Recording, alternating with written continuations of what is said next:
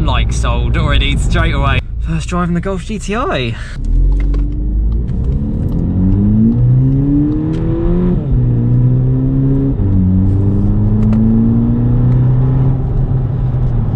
It's really smooth. Yeah. I'm like, this is really, really nice. And then you can still operate the paddles. Okay. Yeah. And then obviously that's to the left if you just do it paddle and you want to do it manual. So, and then it will never do it, yeah. So I'm always like, with DSGs, I'm kind of like, keep it in auto, and then if you want to, occasionally kind of have a play. Yeah.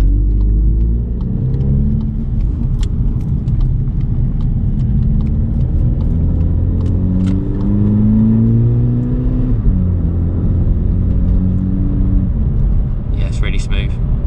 It's got a little bit more roll, but that's just because it's really nice and compliant suspension. Yeah. But I'm trying to think back to when I looked, because I last drove the MK7 GTI, and yeah, I'm guessing we can then stick it back into. Oh yeah, sorry, it's not on the car, is it? I'll stick that back to where it was. So I don't know if you played the performance gauge before. Do you know what? I don't even know what they mean. I'm not really. I don't know what. Oil temperature, engine temperature, G meter. But the one I like is like you've got the. See if I can find it. Kilowatts. So that shows how much power you put it down. Right. Okay. I assumed one of them did that, but I didn't know what. Kilowatts. It's the again exact same on the Golf. Yeah. And yeah, there's absolutely no difference. Brakes feel really good. Yeah, the brakes are.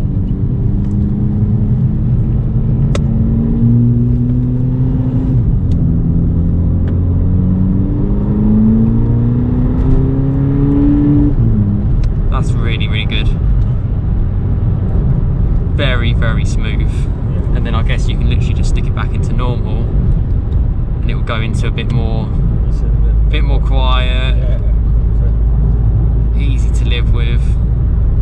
Right, I'm like sold already straight away, like genuinely, because I love everyday cars like the Golf, like this, but yet they can really can pick on far like more expensive machinery, and they're much better to live with.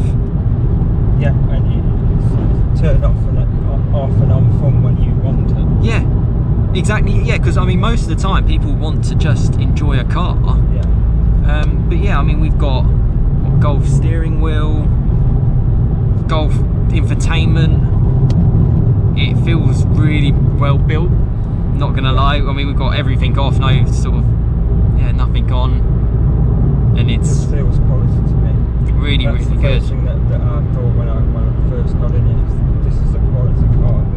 The difference between Vauxhall and Volkswagen is a world of difference. It's always the hardest, overtaking a bike with a speed camera right up our sticks. Yeah. It's like you have to go fast enough to.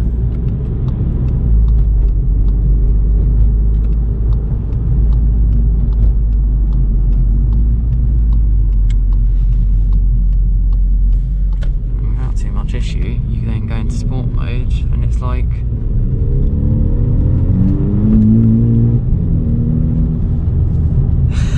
It's a good little noise from the Realtek.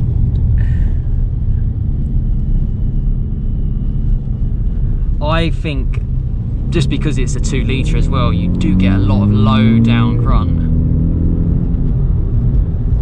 Like it doesn't necessarily, you don't have to sort of rev it out.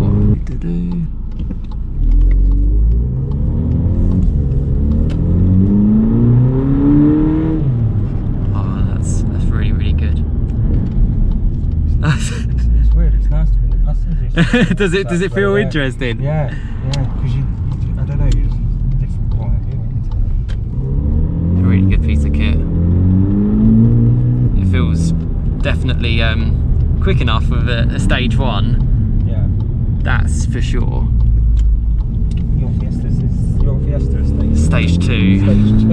Oh my goodness. It pulls well, and part of me thinks because the Golf GTI is 230, I think that's what this map possibly has.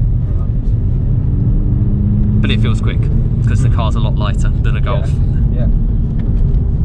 I like the materials as well. Just it's VW. It's very, very good.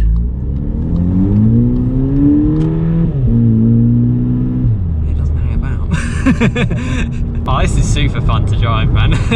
to have such a chilled out car which you can do everything every day, and then to have fun like this. Yeah, I'm sold. You've got a great car. Really, really have. You're not, honestly, 100%. You're not going to notice that much difference if you've got a Golf GTI. I wouldn't have thought I would. I think it's just. I can 100% tell you that I've driven a lot of them. It's.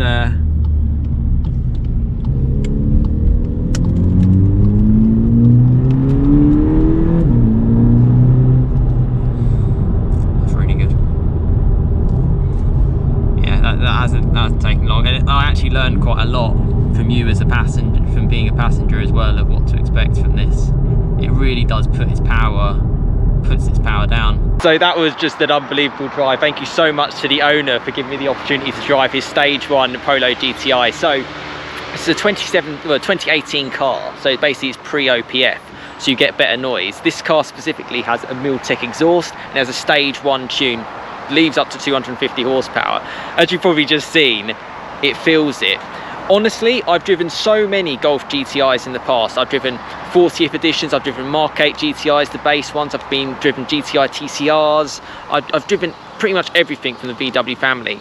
This feels like a Golf, and it's a Polo.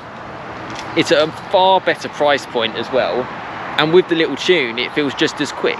It's got the EA 888 engine, which you can kind of see on picture, which basically is what I have basically in my Golf R. My Golf R just has a different ECU tune, a few different hardware upgrades and a different turbo, but for all intents and purposes, it's the same engine.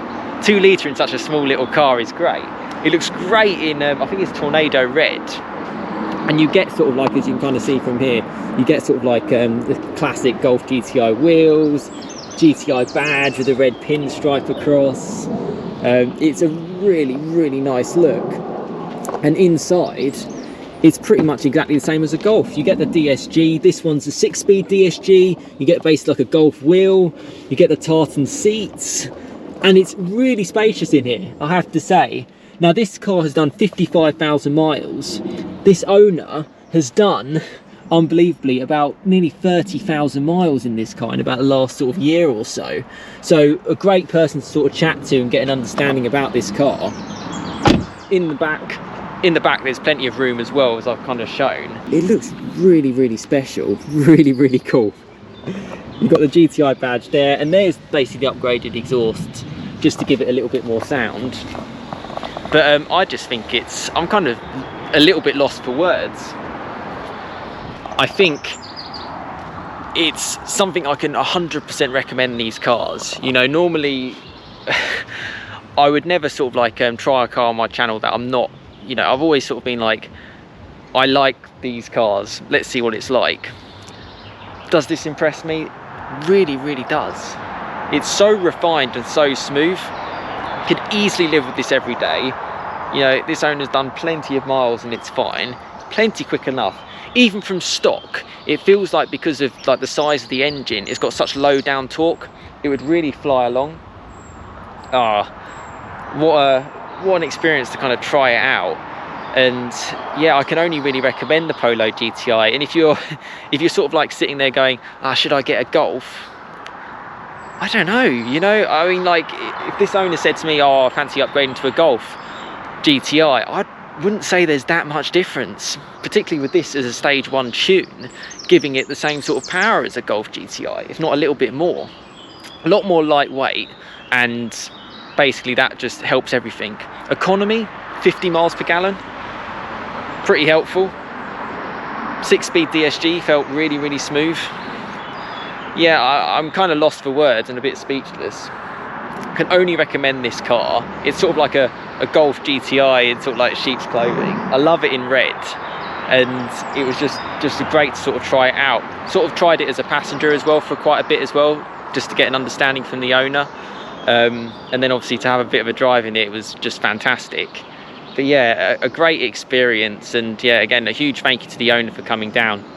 If you do have a car, you know, if you follow my channel and you're subscribed, that's where, you know, a lot of my subscribers reach out to me and give me the opportunity to try their cars.